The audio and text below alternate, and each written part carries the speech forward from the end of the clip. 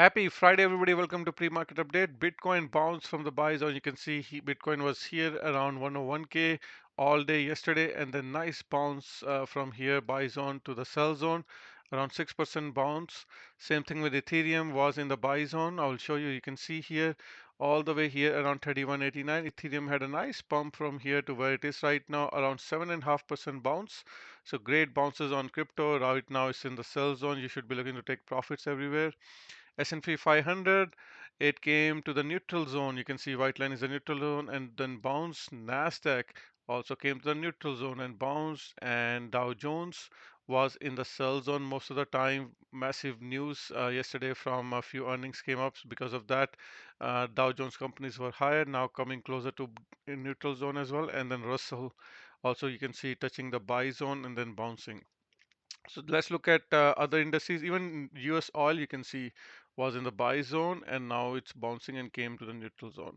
So let's go take a look at our bigger picture now. Guys, hit the like button if you like the content. It only takes 1 second to hit the thumbs up button. I really appreciate that. Okay, so this is the levels here. Right now we are here. We could go, if you're a bull, to touch 63.49 time and time. This indicator suggests we come and touch the red line. Inversely, if you're a bear, there's a possibility of touching 54.78. We don't know where it's going to go. We will keep an eye on this indicator, which is RSI. We will wait and see if RSI touches the red line. Actually, it came very close to touching the red line yesterday. And if it touch and have light green background, that's an area you want to really short. But it really looks like it's very close to topping out here. So I'm expecting a pullback. This is telling us a pullback is coming. So just be mindful of that. And let's look at daily chart. One of the other reasons why I think pullback is coming is because of these gaps. You can see these gaps. This is also cycle analysis looking for a topping pattern and a declining phase. So you can see if I go to 1 hour chart, you can see there are gaps here, gaps here. There's no gap here, but there's another three big gaps are here and they're all marked with green lines. Okay, so at some point we'll come back to fill some of these gap. So just keep that in mind. So it's going to be a declining phase, fill some of this gap and then bounce again. So most likely it's going to be like from here it's going to start going higher again. So that's what I'm looking for. Sorry, like this. So something like this. Okay, so just keep that in mind.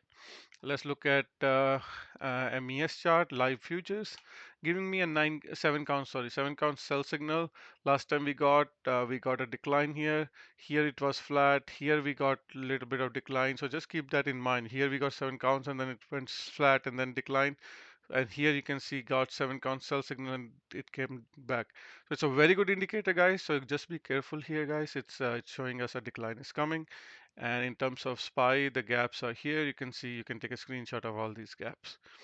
Let's go to NASDAQ, MNQ, same thing here. We're getting a 7 count sell signal, same thing here. Always looking for a decline after that. NDX chart, you can see all the gaps it has to fill, same to similar to SPY.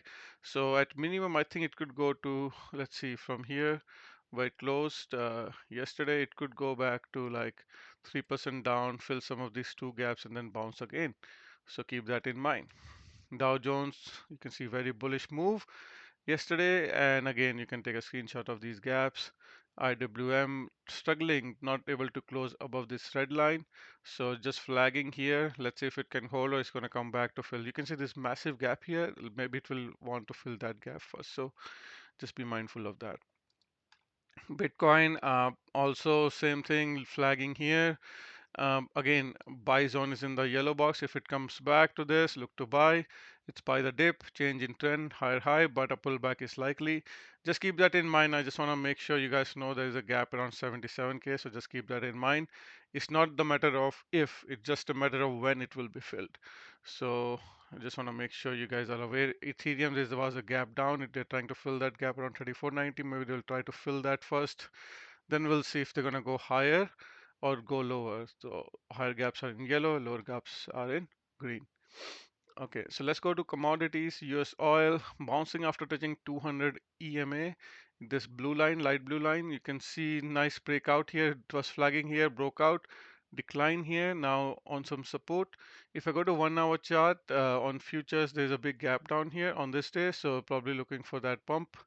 So from where we are right now to that gap is around 6.7% away. So just keep that in mind.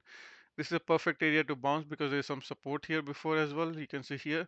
So let's see if it's going to bounce. C and Q struggling, not able to close above these two EMA lines, yellow and red. So let's see, once it closes above that, it could be an explosive move. This is a low. Let's see if it's gonna go above this previous high. That's gonna be a higher high. So let's see if that happens. All right. Let's go to XLE. Same thing here. The gap is still not filled here. Slight gap here now 91.36. So they could come back, fill this gap, and then go higher. Multiple moving averages will act as a support. So I'm not too worried. It's by the dip, in my opinion, on energy sector. Let's keep going to Hang Seng Index. Nice bounce yesterday on this moving averages. You can see came back to this, touching this. Let's see if it's going to go higher. You can see yellow gap higher, green gap lower. Bond market also still able to hold above this white line, 20 moving average, but it's in front of again massive resistance, so it has to clear that for bond market to go higher. Still struggling there. TLT should be same. You can see here a lot of struggle, and then there is a gap here, major gap up here. So maybe they want to fill that gap and then go higher later on. Let's see what else is here. Natural gas, again, a decline, a massive move up yesterday and now coming back down. Seasonality wise, it's weak. So I think February and March going to be weak month. Looking for this 3.75 gap to fill at minimum. Gold looking high, nice candle here, new high. Very good change in trend. So looks like they are acting as a support. This whole area is now another support. You can see a lot of confluence here. So they are making this as another support. So again, it's by the dip. Let's see if it comes back here. Look to buy it. Silver again looking very good. Very strong bounce above out of all these moving averages. Wants to go higher. Copper is in front of some resistance here. 200 moving average. Let's see if it can bounce. It came to this moving average. Like all of them were gathered, came back, test, and now going higher. Sugar is in the buy zone. You can see I was telling everybody buy. Look, buys sugar here. You got 9 counts buy signal just going straight up after that. So it was in the demand zone. Now it's bouncing from here. It would be very good buy if you bought it. Wait to close above these blue lines, guys. I'm not going to be bullish until then. Corn by the dip.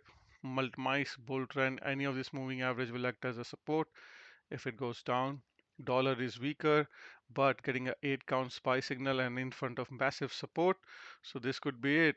Dollar maybe next day or today, maybe looking to nice bounce from here. So just keep that in mind. And that's the reason gold is also bouncing today. Apple is up pre-market. This gap will be filled, so trying to fill that gap. I think that's what they're doing.